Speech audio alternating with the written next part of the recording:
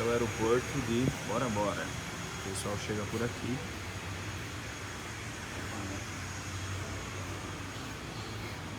Aí tem um banheirinho.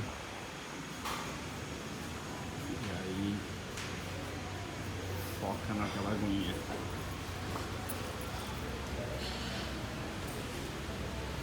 Aí aqui já tem o pessoal dos hotéis recebendo, ó.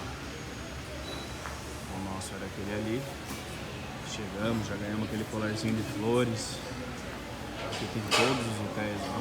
Coisa linda. Uma lojinha aqui, uma lanchonetezinha. E aqui o pessoal pega o barco e leva a galera para os hotéis. E aí é aquele choque de realidade, né? Chega nessa água aqui. Ó, o pessoal chegando aqui, felicidade. Aproveitem, aproveitem. Aqui chega a mala. Um negócio um tanto quanto diferente. O cara joga aqui nessa mesa, cada um pega a sua. Olha só, vamos dar uma olhada nessa água.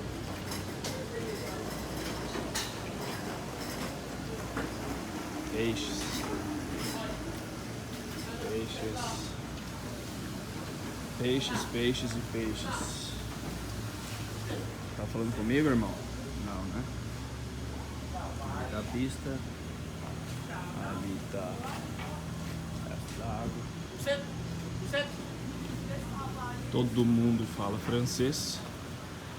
E o taitiano, polinésio, sei lá. Aqui a gente fez o check-in agora para ir para Papec. 1 horinha de voo, sem filas. E aqui já é o embarque. Não tem raio-x, não tem.